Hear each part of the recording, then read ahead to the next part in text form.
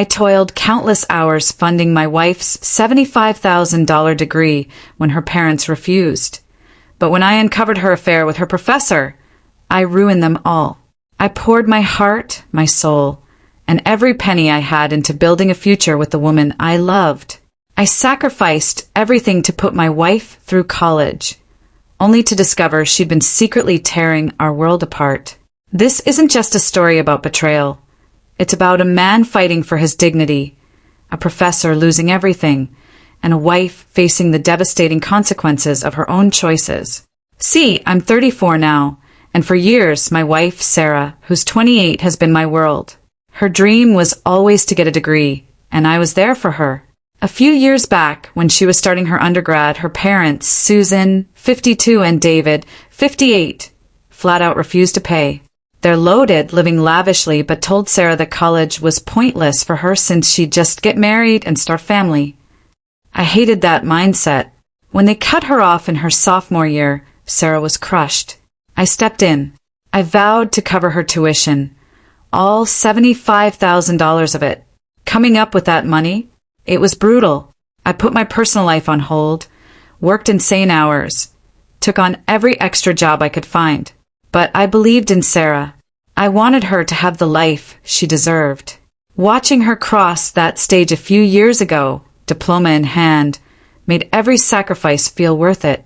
Now, Sarah's pursuing her master's, and once again, I'm right there supporting her. She talks a lot about her classes, her classmates, and she's doing really well. But there's one name that kept coming up, Professor James, a 60-year-old man. She'd go on and on about him, how brilliant he was, how passionate, how he made any subject riveting. At first, I just thought it was admiration for a good teacher. Then, a few nights ago, Sarah was on the couch, flipping through an old photo album. I was half listening, scrolling on my phone, as she reminisced about her undergrad days. Suddenly, she let out this childish giggle. I looked up. She was pointing at a picture of herself with an unfamiliar man. "Who's that?" I asked, curious. She grinned. "Oh, that's James, my lecturer." She said it like it was obvious. Then she added, "He looks so cute in this picture," giggling again. My stomach dropped. "Cute?" She just shrugged and launched into talking about James again. "He wasn't just a great instructor," she said, "but affable, entertaining, and someone she could confide in about everything." And then it hit me like a ton of bricks. She chuckled, as if it were nothing, and called her time with James a lovely little fling. A fling? She was sitting there, grinning, reminiscing about it like a cherished memory. I was shocked, confused. Sarah just kept talking, oblivious to the impact her words were having. She spoke about his support, how he made her feel unique and recognized when she was struggling. He was self-assured, cosmopolitan, and had a unique understanding of her. Suddenly, everything clicked.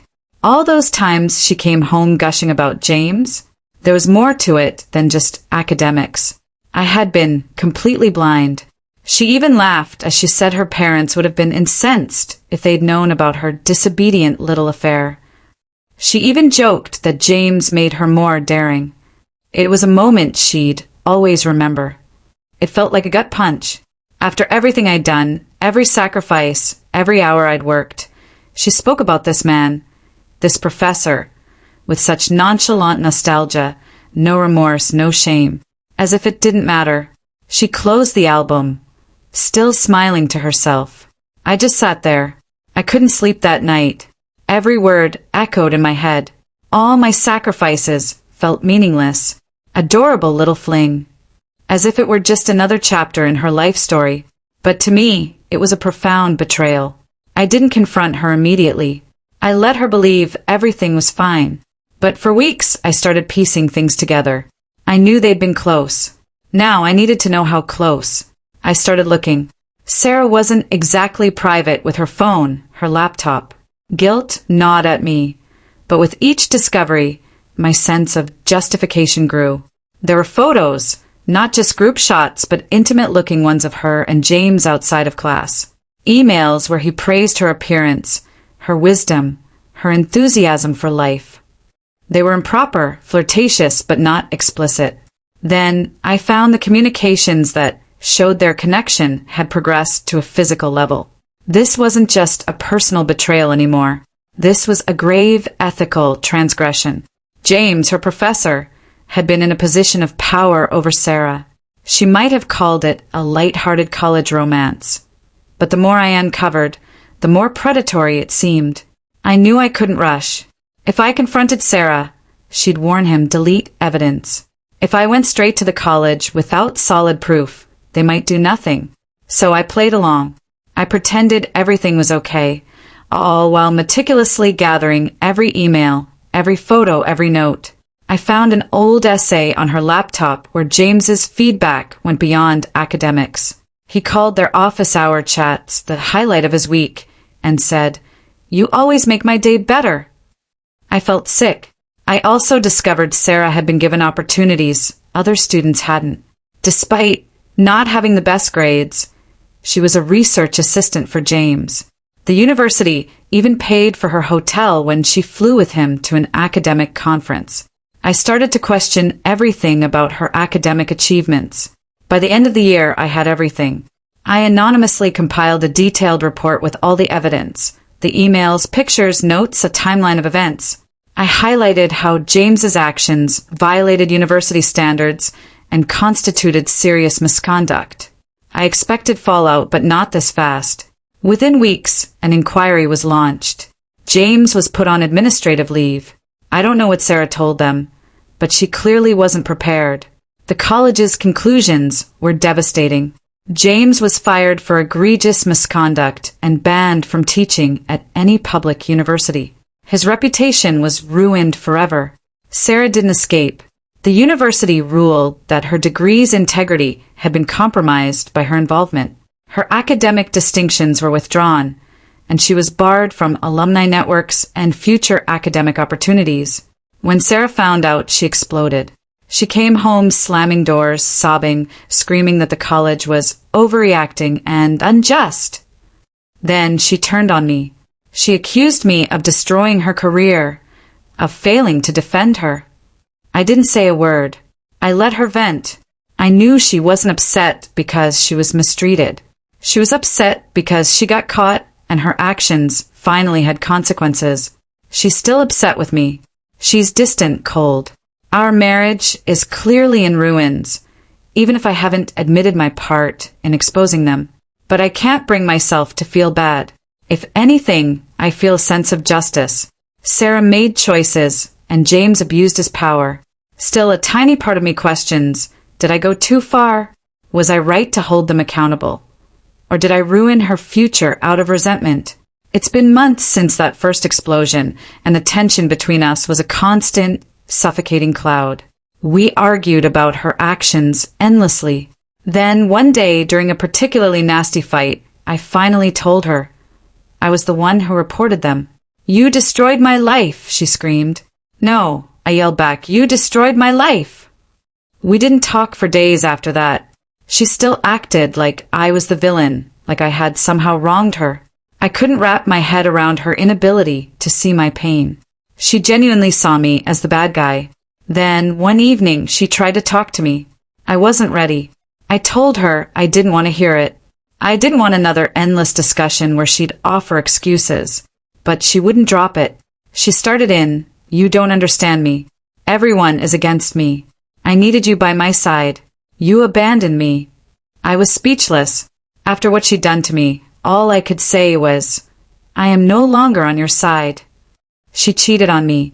I couldn't just ignore it. She tried to explain. "I had to do it," she said almost calmly. "If I wanted to advance.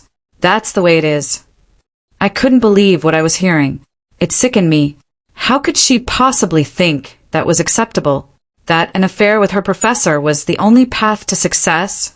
She was smart, capable, diligent, but she truly believed this was the necessary course of action. "I can't even look at you right now," I told her. "Your attitude, your behavior, it sickens me." Her inability to see how fundamentally wrong this was made everything worse. She wasn't guilty. She had no regret. I had been deceived, and I just couldn't let it go. Then, She tried to flip the script. "You're so patronizing," she spat. "Maybe you've exploited your subordinates too." My blood ran cold. I've never done anything like that.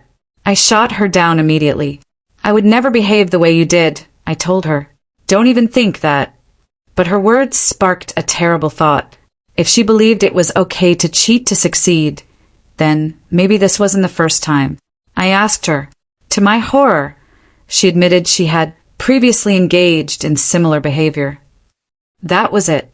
I couldn't stay in that house a second longer. I couldn't be with someone who had that kind of twisted morality. Being in the same space as her was unbearable. I packed a bag and drove straight to my parents' house. I couldn't pretend anymore. When I got there, I told them everything. They were stunned, but they didn't judge me. They understood I needed time. Their support was everything. I've been with them for about 3 months now. Sarah calls and messages constantly, telling me I'm exaggerating, that I'm overly emotional, that she doesn't get why I'm so angry. She still doesn't understand the depth of pain she caused. Every message just makes me angrier. How can she still be so clueless? I've made up my mind. I'm going to file for divorce the minute I return to that house. I don't know what comes next, but I can't live this way. I can't be with someone who thinks this kind of behavior is okay. If I forgive her, she'll just keep doing it, thinking it's fine. I just need time to process everything, to choose my next step. All those sacrifices I made for her degree, they feel utterly pointless now. It's hard to believe I trusted someone with such a fundamentally warped mindset for so long. I finally went back home after 3 months. I walked through the door, and just as I expected, Sarah started screaming.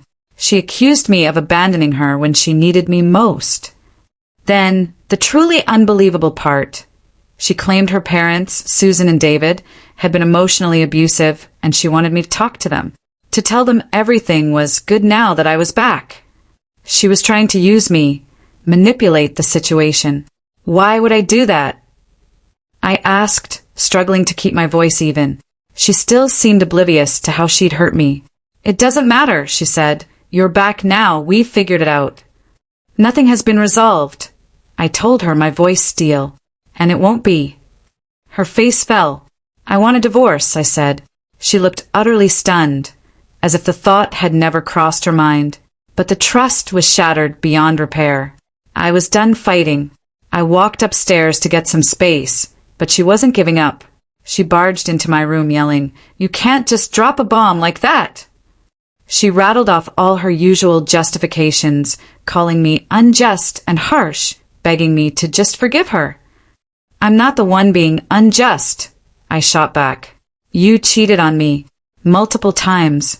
You violated my confidence. You should have thought about what was unfair when you decided to do that." She still tried to defend herself, claiming it wasn't really cheating, that she had to do it to advance. I felt nauseous. "I don't give a damn anymore," I said, my voice cold. "I'm sick of your justifications. I just want a divorce." That's when she broke down, crying, pleading, promising we could make things right. She even apologized, but it was too late. The damage was done. I couldn't look at her the same way. The next week, I found a small flat and moved out. It wasn't easy, but it was the right choice. I filed for divorce immediately. Since then, Sarah hasn't stopped calling, texting. I haven't answered a single one. I don't owe her anything. I don't want things to go back to how they were. Her parents also tried. They called me a few times, telling me I was making a big mistake, that I needed to be more sympathetic to Sarah. They even tried to intimidate me. I blocked them. I don't need that kind of pressure in my life. I'm still reeling, still absorbing everything. But for now, I have to put myself first. It's been a while since I've posted anything. My attorneys advised me to stay off social media, not to discuss the divorce. So I kept quiet. But now, I think I'm ready to give an update. I'm officially divorced. Legally, it's over. The process was utterly exhausting, incredibly time-consuming. Sarah fought it tooth and nail. We tried to settle privately, but she wouldn't budge. so we ended up in court. Even there, she tried to convince everyone she'd done nothing wrong. She claimed her actions weren't a mistake. It was just the way she had always thought things should be. She was still trying to defend it, but I had all the proof. The divorce was granted. Everything was split down the middle, and thankfully I don't have to pay alimony. A few weeks after it was finalized, I got an email from Sarah. She said she'd been seeing a therapist, that she had a lot to work on. She finally acknowledged the wrongness of her actions and expressed regret for causing me so much pain. She said she was sorry for everything, that she still loved me, but didn't expect my forgiveness, and she wouldn't contact me again. Honestly, reading that email felt strange. I just replied with a simple, "Thank you for the apologies." That was it. It wasn't about me needing closure. It was just important that she, at the very least, acknowledged her mistakes. I didn't feel the need to say anything more. It's truly finished now. The whole thing still feels surreal. I knew Sarah for 18 years. I genuinely believed we'd grow old together. And now it feels like a massive chapter of my life has abruptly slammed shut, and I'm standing at the beginning of something entirely new. There's this unexpected sense of emptiness. But deep down, I know this was the best course of action for me. There's no turning back. Too much had changed, and the trust was irrevocably shattered. I'm trying to adapt to life after the divorce. Some days are harder than others, but I'm certain I did the right thing. It was difficult, emotionally taxing, but I have no regrets. I'm focusing on the future, one day at a time.